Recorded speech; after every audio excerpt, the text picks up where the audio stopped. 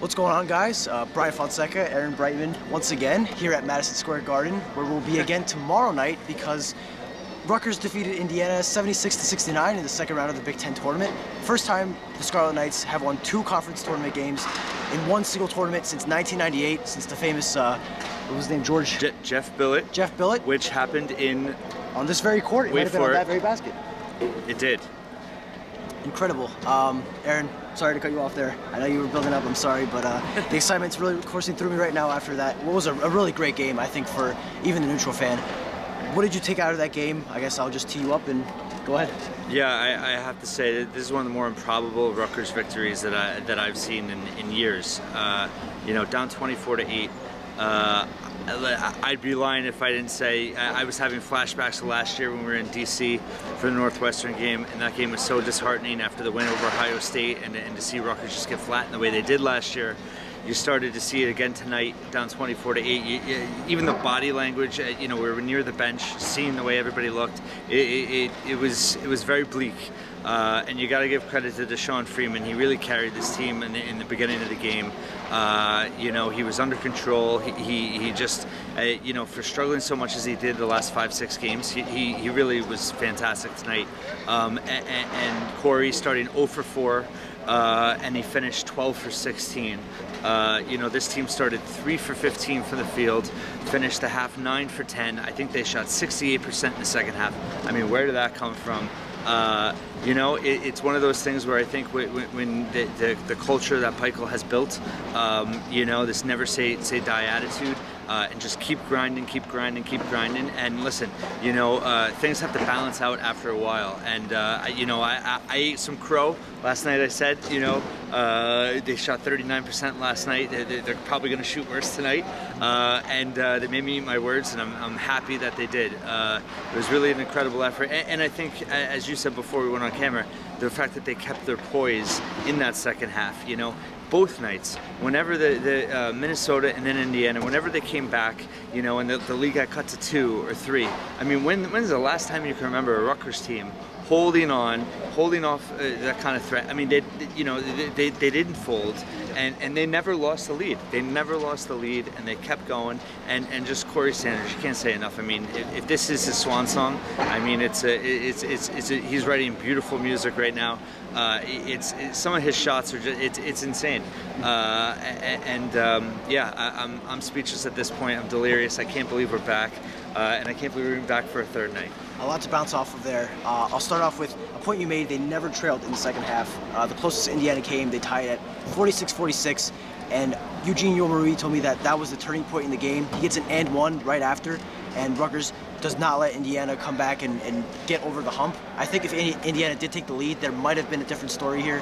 But Eugene makes that 2-point play, makes the 2, gets fouled, makes it a 3-point play, and that really kept Rutgers up and kept them fighting through the adversity of Indiana.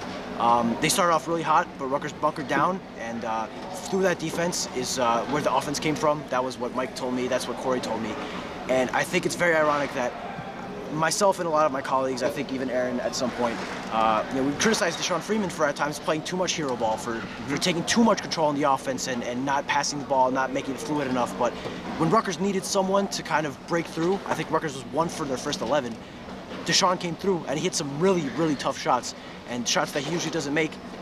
I think him and Corey, as you said, is playing as best basketball as he can. If he's on an audition right now for professional scouts, he's doing a great job. I think that's definitely, at least on the back of his mind, it's something he's thinking of. And some of the shots he made, there was a play he almost crossed Joshua Newkirk out of his shoes. Just, of course, Newkirk answered with a 3 here, but before that he just crossed him apart and hit that shot. And it just felt like every single time he tossed up a shot, I felt like it was going in.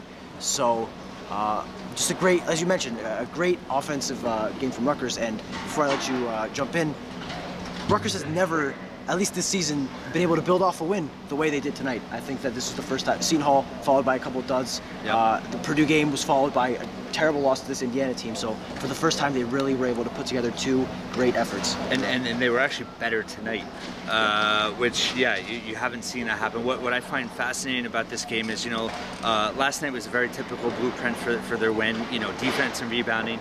They dominated the boards, offensive boards, second chance points. Tonight was not the case. They lost the rebounding battle. They lost the second chance points, but yet I think it was 40-24 edge in points in the paint, and it wasn't offensive rebounds and and putbacks. It was actually finishing first attempts near the rim. They made layups, they made tough shots. Indiana did not play bad defense. They were contesting everything, and Rutgers was making shots, and they were under control. And there's something about this team in this building the last two nights. They have a calmness about them, a calm confidence, and they play within themselves. And I think that's been a huge development, and it's been a major key in these two wins. I think you make a good point that they must really love this building. In the last 2 years under Pikel, they've had 4 games here, and they've never had a bad game. They've never had an off game. They beat Fordham. They crushed Fordham. They played really 2 games here the last 2 nights, as we saw, and they almost beat a ranked Wisconsin team, took them to the break in overtime. So I guess they really like the Madison Square Garden magic. Mike Williams just channeling his hometown feel to here. And I want to give a quick shout out to Geo Baker. Mike Williams said it was his flu game. Eugene said he's glad to finally have him back. I don't think he had too many points. I think he finished with 8 or 10 or something. No, he finished with 15. 15, so... And it snuck up on you, though. It was a quiet 15, but those 3 big threes he had were huge. The shots he made were timely, and there was 1 3, I believe. It was either the one before or the one that gave Rutgers its first and only lead. That was just big, and we've been talking all year about needing a guy to hit shots when it matters, when Rutgers needs to get over the hump, and Gio did it. So wrapping up this game, looking over to Indiana's in-state rival Purdue, who Rutgers is going to face tomorrow. They're coming in fresh. They haven't played in a week or so, I believe.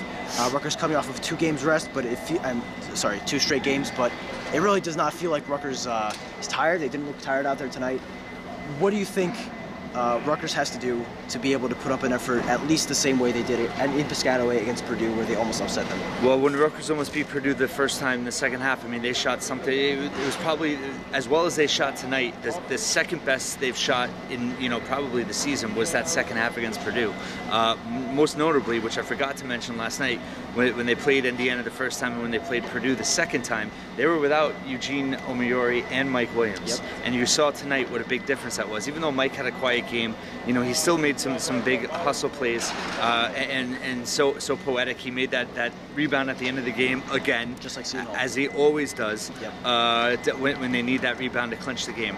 But Omoyori was real solid tonight, and I think tomorrow night it's going to be real fascinating to see how Rutgers plays with Williams and Omoyori. I still want to believe that Mike is due a huge game at the Garden. And I think it would be poetic for him to have a big game. He hasn't really caught fire shooting-wise, but I think in terms of Purdue, I mean, they have so many weapons, but I think the biggest thing is defending the perimeter and making sure that Purdue doesn't get hot from 3. They have so many different shooters, and they can just, it's lights out. They can bury you 10 points. They go on a 10-0 run in no time. So I think that Rutgers has not played a team yet nearly as talented as Purdue in this tournament, and I think that's dangerous. So they're just going to have to bring it. I think it's going to be a major challenge, but hey, who are we to doubt them at this point? And I think, they're thriving off the energy and the excitement of this building. And I think tonight was the first time that the Big Ten, at least the media here, it's like it's the first time I remember them actually taking Rutgers seriously and giving them legitimate credit that, hey, you know what, this team, they can do some things. So it really is, it's amazing night. I'm stunned. To bounce off the media, I think the fans here really embraced Rutgers. I saw there were some Purdue fans in the crowd cheering on Rutgers. Yeah. It was kind of a win-win for them. If Indiana won, they got to beat their rivals again. I imagine they think they'd beat Indiana, but now they get to make fun of Indiana for losing to Rutgers.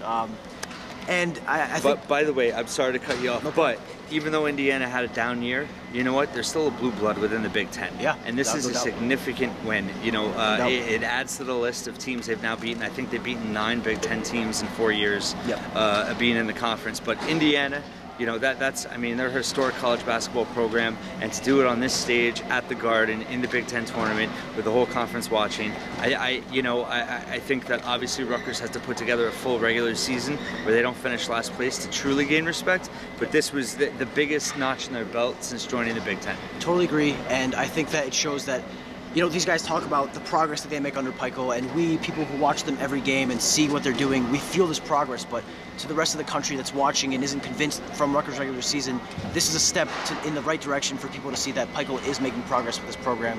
And I'm sure every neutral fan that's going to be here tomorrow is going to root for Rutgers. I think any fan that's tuning into this game away from New York is going to root for Rutgers. Rutgers is officially, I think, the Cinderella of this tournament, and I think I agree with you all there. I think Rutgers has to defend the perimeter against Purdue. I think one thing they really had success with against them in Piscataway was running hostile ball screens on offense and getting Corey that mid-range jumper he likes so well. He's just on from there. He's not missing shots from there. He was slapping the floor tonight. He's locked in, and I feel like when he's clicking and the offense is clicking, Rutgers really has a good chance. We'll have to see tomorrow how everything plays out. You never really know with this team. We said that Corey Sanders might have a 0-point game tonight, and we were wrong.